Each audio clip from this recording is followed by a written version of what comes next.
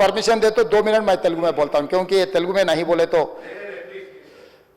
Sir 2 తారీఖు వాళ్ళు application పెట్టుకుంటే 3 తారీఖు పోలీసులు తిరస్కరించారు. 4 తారీఖు హీరో కానీ హీరోయిన్ కానీ సినిమా ప్రొడ్యూసర్స్ కానీ ఎవరు థియేటర్ రావడానికి వీల్లేదు. ఈ థియేటర్లో మేము సెక్యూరిటీ ఇవ్వలేము. ఈ థియేటర్కు ఉన్నది ఒకటే దారి. ఈ దారిలో ఇంతమంది వేలాది మంది అభిమానులు వచ్చినప్పుడు మేము కంట్రోల్ చేయలేము, వద్దు అని తిరస్కరించారు. తిరస్కరించిన తర్వాత కూడా 4 తారీఖు 9:30 ప్రాంతంలో హీరో రావడం జరిగింది.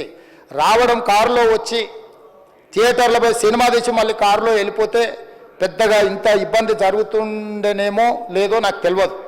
కానీ ఎక్స్రోడ్ చౌరస్తా కంటే ముందు నుంచే కారులో రూఫ్ టాప్ ఓపెన్ చేసి రోడ్ షో చేసుకుంటే థియేటర్లో పోవడంతో ఆ చుట్టుముట్టుతున్న 7-8 థియేటర్లలో ఉన్న సినిమా అభిమానులు మొత్తం ఇక్కడికే రావడంతో వేలాది మంది జమ అయ్యారు.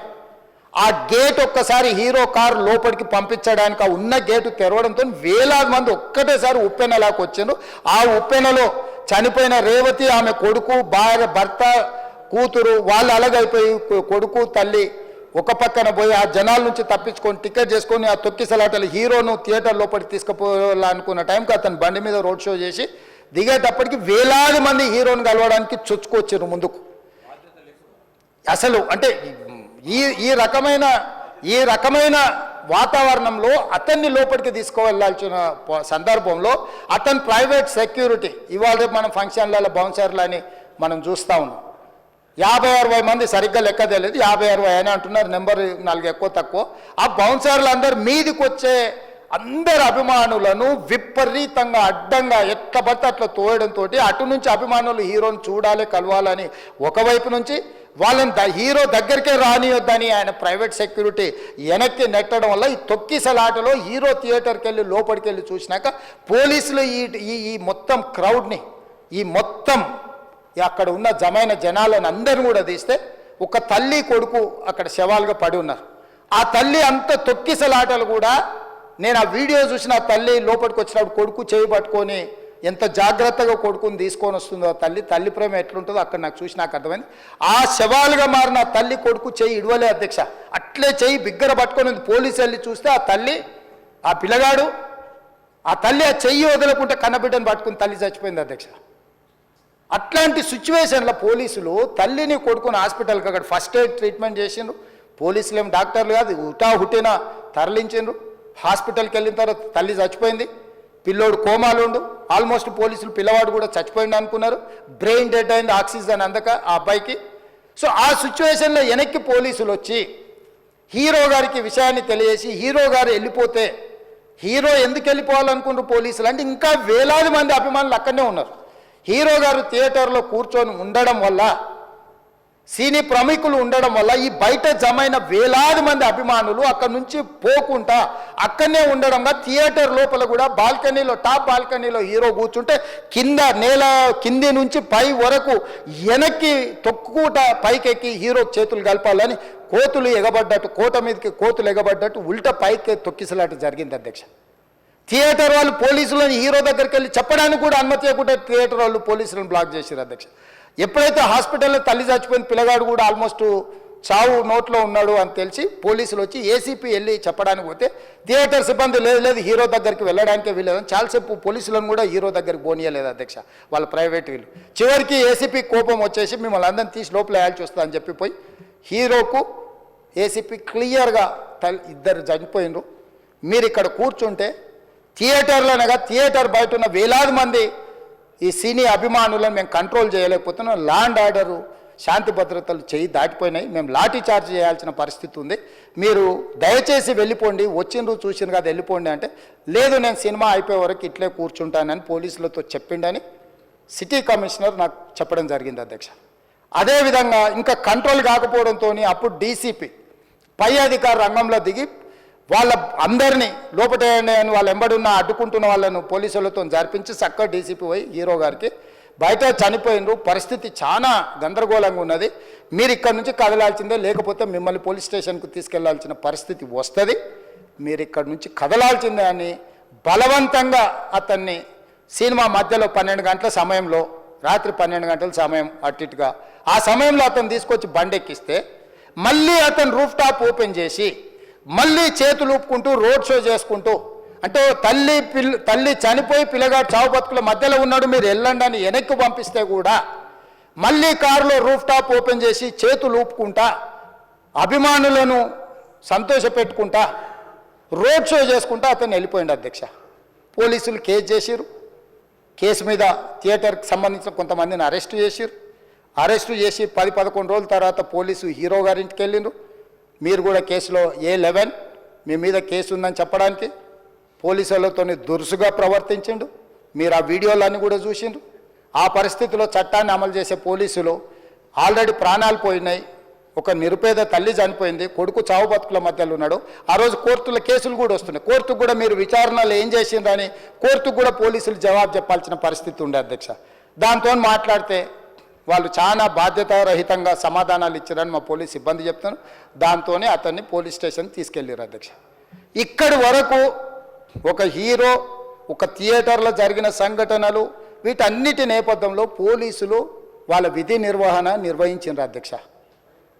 ఎప్పుడైతే అతను పోలీస్ స్టేషన్కు తీసుకెళ్ళిరో కొన్ని రాజకీయ పార్టీలు పైశాచికంగా ఎంత నీచంగా నన్ను తిట్టుకుంటా పోస్టులు పెట్టినరంటే, అంటే తెలంగాణ समाजంలో మలక్పేట్ बलाला साहब के कॉन्स्टिट्यूंसी के वोटर है, उन लोग मलकपेट के छोटे नौकरी, उसका नौकरी अकबर साहब वो 30,000 नौकरी करता है, उसके परिवार में कोई कमाई नहीं है, एक एक टिकट 3,000 रुपये में खरीदा, वो बच्चा उनका फैन है बोल के उनके परिवार 12,000 रुपये रखकर 4 टिकट खरीद के पिक्चर को गए.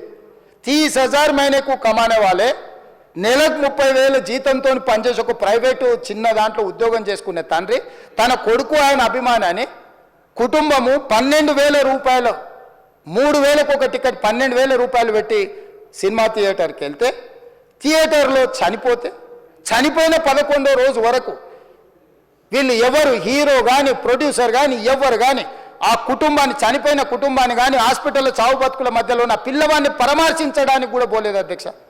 ఇది ఏ రకమైన మానవత్వం అధ్యక్ష? నాకు అర్థం కాలే. ఇలాంటి మానవత్వం లేకుండా వ్యవహరించిన వాళ్ళను పోలీసులు విధి నిర్వహణలో భాగంగా పోలీస్ స్టేషన్కు తీసుకెళ్తే ఒక ఆయన ట్విట్టర్లో పెడతాడు అడ్డగోలుగా 10 ఏళ్ళు మంత్రి చేసి ఉద్యమాలు చేసినామని చెప్పుకునేటోళ్ళు, ఉద్యమాల సమయంలో సినిమా షూటింగ్లో జరగొద్దని దాడులు చేసిన వ్యక్తులు ఇవాళ అతను భగవత్ స్వరూపుడు, అసలు అతన్ని పోలీసులు ముట్టుకుంటారా? అసలు ఈ రాష్ట్రం ఏమైపోతుంది? రాష్ట్రం ఉంటుందా?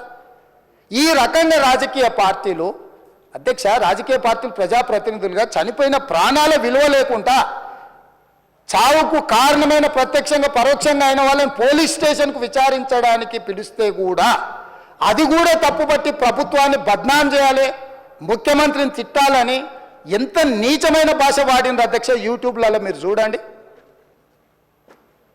నాకేముంటుంది అధ్యక్ష? ఏంది ఆ సినిమాకు స్పెషల్ రిలాక్సేషన్స్ ఇచ్చి ఇవాళ సినిమా ఏదైతే వ్యాపారం చేసిందో సినీ పరిశ్రమను ప్రోత్సహించాలని మొదటి వారం అత్యధికంగా సినిమా ధరలతో టికెట్లు అమ్ముకోవడానికి, స్పెషల్ షోలు వేసుకోవడానికి, బెనిఫిట్ షోలు వేసుకోవడానికి ప్రత్యేకమైన అనుమతులు ఇచ్చింది నా ప్రభుత్వమే కదా, మా ప్రభుత్వమే అధ్యక్ష. సినీ పరిశ్రమను ప్రోత్సహించాలనే మా విధానం.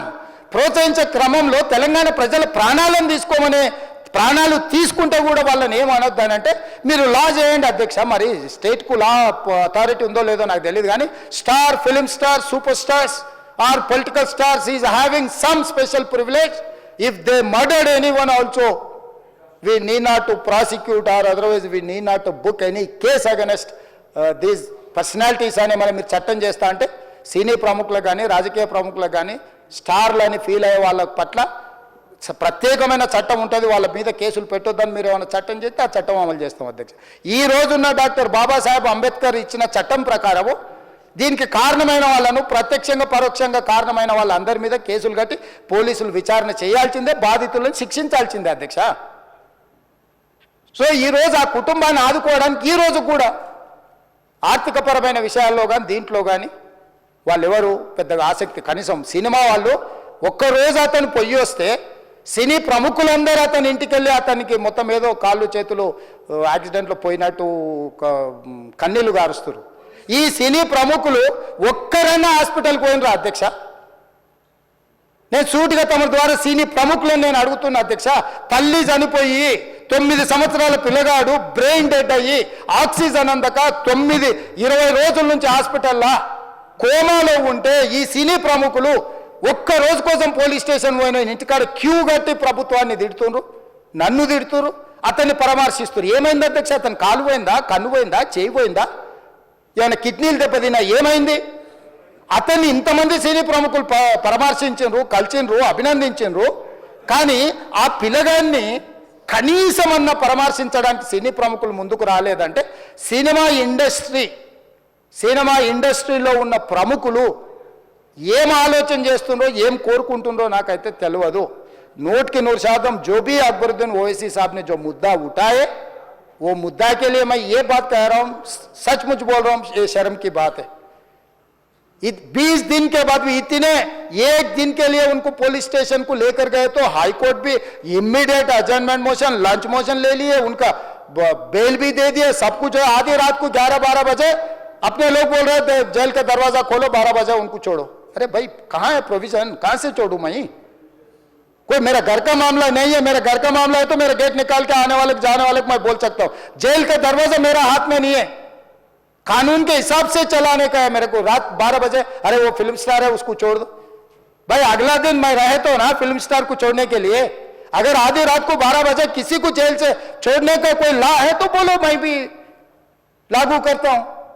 तो इसीलिए ये इतने फिल्म स्टार कोई भी दवाखाने तक नहीं गया, छोटे बच्चे को नहीं देखा अकबर साहब. ये अफसोस की बात है, शर्म की बात है. सचमुच बोल रहा हूं मैं. अगर मैं वहां पर जाके देखने के लिए मैं पूरा स्टाफ और मेडिकल एंड हेल्थ सेक्रेटरी, मेरे कमिश्नर, सब टीम को मैं डिप्लॉय कर दिए. सीता और अपने कमीशन चेयरपर्सन सब लोगों को वहां भेज के मैं continuously I am monitoring that boy health condition. So ये कैसे कहां जा रहे हैं हम लोग? भाई उन लोगों को जिम्मेदारी दी नहीं है, हम समझ भी सकता है नहीं है, वो बात अलग है. मगर कुछ पॉलिटिकल पार्टीज 10-10, 20-20 साल जो रिप्रेजेंट किए, मंत्री किए, वो लोग मुझे गाली दे रहे हैं. उसके ऊपर कैसा केस लगाते हैं? वो मेरा दोस्त है. भाई आपके लिए, आपके दोस्त के लिए कोई नया कानून बनाना है तो बनाओ, देखेंगे. अरे आपके दोस्त रहे तो 12 खून माफ है क्या? मेरा भाई के लिए भी माफ नहीं है, आपके लिए कहां से माफ करूं मैं? मेरा परिवार के लिए भी कोई नया कानून नहीं है. स्पीकर साहब, मैं ये कुर्सी में बैठा हूं, जो कानून है डॉक्टर बाबा साहब अंबेडकर जी ने जो कानून दिया, कानून के हिसाब से हम सरकार चलाएंगे. जो अकबर साहब ने जो बात दिखा, कुछ प्राइवेट डिस्कशन है, कुछ पब्लिक विजुअल्स है. जो पब्लिक विजुअल्स में वो वापस जाते वक्त भी हाथ हिलाया, रोड शो किए, आने से पहले किए, जाने से समय पर किए, पुलिस वाले भी उसको जल्दी जाने के लिए कोशिश प्रेशर किए, सब कुछ सच है. मगर उनको तो बेल मिल गए. अभी कानून तो हम मानना ही पड़ता. तो ये हकीकत है, ये सचमुच है. मगर ये अफसोस की बात है. मैं फिल्म इंडस्ट्री जो बड़ा लोग है, मैं उन लोगों से गुजारिश करता हूं, इनह्यूमन नहीं रहना.